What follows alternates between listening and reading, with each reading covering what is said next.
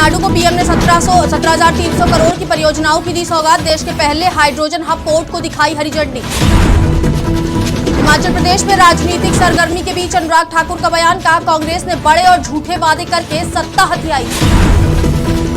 लखनऊ में टीले वाली मस्जिद मामले में मुस्लिम पक्ष को झटका। मुस्लिम पक्ष की रिवीजन याचिका कोर्ट ने की खारिज। बसपा छोड़ सपा में शामिल हुए शाह आलम उर्फ गुड्डू जमाली। अखिलेश यादव ने सपा मुख्यालय पर किया स्वागत। राष्ट्रपति द्रौपदी मुर्मू का झारखंड दौरा। झारखंड केंद्रीय विश्वविद्यालय के तृतीय दीक्षांत समारोह में हुई शामिल।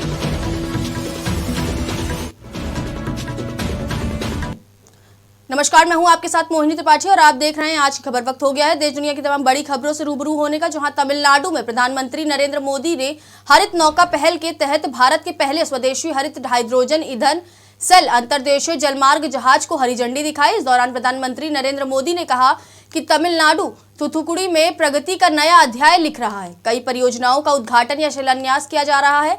यह परियोजनाएं विकसित भारत के रोड मैप का एक महत्वपूर्ण हिस्सा। इस परियोजनाओं में एक भारत श्रेष्ठ भारत की भावना भी देखने को मिली।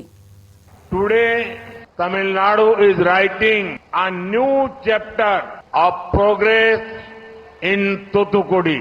Many projects are being inaugurated or having foundation stones laid. These projects are an important part of the roadmap for a developed India. One can also see the spirit of Ek Bharat, Shrestha Bharat in these developments.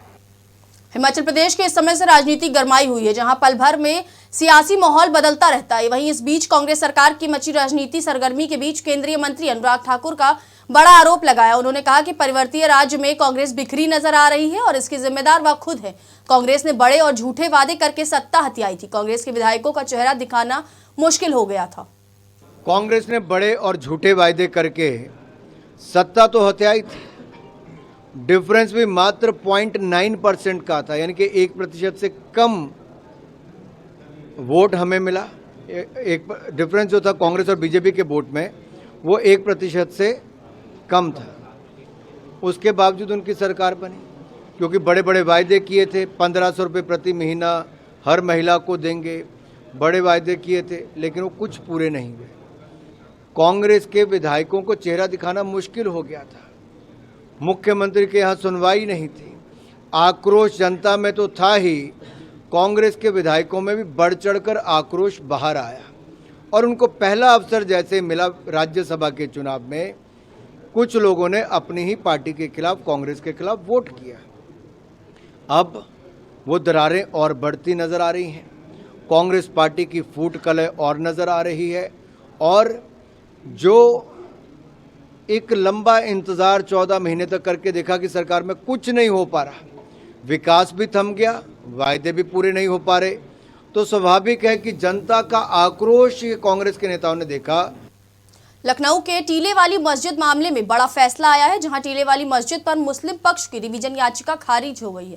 बता दें कि ADJ प्रथम की court ने मुस्लिम पक्ष की याचिका पर सुनवाई हुई। सुनवाई के बाद मुस्लिम पक्ष को बड़ा झटका लगा है। अदालत के फैसले को हिंदू पक्ष की जीत बताया जा रहा है। एडीजे प्रथम की कोर्ट ने हिंदू पक्ष का मुकदमा चलने योग्य माना है। हिंदू पक्ष की दलील है कि टीले वाली मस्जिद मंदिर तोड़कर बनाई गई है। धार्मिक स्थल पर हिंदुओं के पूजा पाठ का अधिकार हनन हो रहा है। ऐतिहासिक लक्ष्मण नगरी जिसको लखनऊ कहा जाता है, यहाँ पर एक हमारी सनातन विरासत थी लक्ष्मण टीला, जिसको मुस्लिम लोगों ने इसको वहाँ पर टीले वाली मस्जिद का रूप दे दिया।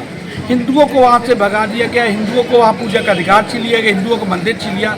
इसको लेके नृपेंद्र पांडे जी की ने एक याचिका दाखिल की अपने साथियों के साथ। उस याचिका में वहाँ पर ये फैसला दिया गया कि मुस्लिम पक्षकारों की जो एप्लीकेशन थी कि ये मुकदमा चलने योग्य नहीं है, उसको खारिज कर दिया गया था। उसको लेके मुस्लिम पक्षकार एडीजे फर्स्ट की अदालत में यहाँ पर आए थे। वो रिवीजन आज उनकी पुनः खारिज करते हुए अब वहाँ मुकदमा चलने योग्य है, यह आदेशित कर दिया गया। तो अब निचली अदालत में ये मुकदमा आगे बढ़ेगा और सनातनियों की जो पुरानी विरासतें अयोध्या के बाद मथुरा, काशी, लक्ष्मण टीला, ताजमहल, कुतुब मीनार, ऐसी विरासतों को लेने के लिए कदम फिर से एक बार आगे बढ़ चुका है। लोकसभा चुनाव से पहले सपा अध्यक्ष अखिलेश यादव अपने किले की घेराबंदी करने में लग गए हैं। इसी कड़ी में शाह आलम उर्फ गुड्डू जमाली सपा पार्टी में शामिल हो गए हैं, जहां अखिलेश यादव की मौजूदगी में गुड्डू जमाली ने सपा मुख्यालय पर सदस्यता ग्रहण की। इस दौरान गुड्डू जमाली ने कहा, मैं पढ़ा लिखा जिम्मेदार आदमी हूं। आज देश में दो खेमा है जिसे मजहब के नाम पर बांटा जा रहा है। देश के हिंदू मुसलमानों के बड़े भाई हैं। इस देश में पीढ़ियों से बदलाव होगा। राष्ट्रपति द्रौपदी मुर्मू एक दिवसीय झारखंड दौरे पर थी, जहां उनके आगमन पर राज्यपाल सीपी राधाकृष्णन और मुख्यमंत्री चंपई सोरेन बिरसा मुंडा एयरपोर्ट पहुंचे। वहीं उनके रांची आगमन से पहले राजधानी रांची की सुरक्षा व्यवस्था कड़ी कर दी गई। राजधानी रांची के बिरसा मुंडा एयरपोर्ट से लेकर सेंट्रल यूनिवर्सिटी तक सुरक्षा व्यवस्था की गई। वहीं झारखंड सेंट्रल विश्वविद्यालय के तृतीय दीक्षांत समारोह में मुख्य अतिथि के रूप में राष्ट्रपति द्रौपदी मुर्मू शामिल हुई। इस अवसर पर राज्यपाल व मुख्यमंत्री समेत अन्य लोग मौजूद रहे। हिमाचल में मचे सियासी संग्राम के बीच मुख्यमंत्री सुखविंदर सिंह सिक्खू का बयान सामने आया है। सीएम सिक्खू ने इस्तीफा देने की खबरों के इनकार किया। उन्होंने कहा कि मैंने इस्तीफा नहीं दिया है, मैं घबराने वाला व्यक्ति नहीं हूं। मैं दावे के साथ कह सकता हूं कि बजट के लिए जो वोटिंग होगी उसमें हमारी जीत होगी। सुखविंदर सिंह सिक्खू ने कहा, इस्तीफे की अफवाह भाजपा फैला रही है। वह सोच रहे होंगे कि इससे कांग्रेस में भगदड़ मच जाएगी, लेकिन कांग्रेस पार्टी एकजुट है। वह छोटी मोटी शिकायतें हैं जो दूर की जाएंगी। देखिए, मैं कुछ फोर्स नहीं यूज कर रहा। ये तो उनको सोचना चाहिए। वो यहाँ मिलिट्री भी लगा सकते जो सीआरपीएफ की गाड़ी में एमएलओ को लेकर जा रहे हैं। मैं घबराने वाला आदमी नहीं हूं और मैं निश्चित तौर पर कह सकता हूं कि कांग्रेस की अभी जो हमारा बजट होगा उसमें जब वोटिंग होगी हमारी वहां निश्चित तौर पर जीत होगी। ये 2 बजे अभी स्पीकर साहब ने समय दिया है। फिलहाल इस बुलेटिन में बस इतना ही। ऐसे ही देश दुनिया की तमाम बड़ी खबरों को देखने के लिए जुड़े रहिए हमारे साथ और देखते रहिए आज की खबर।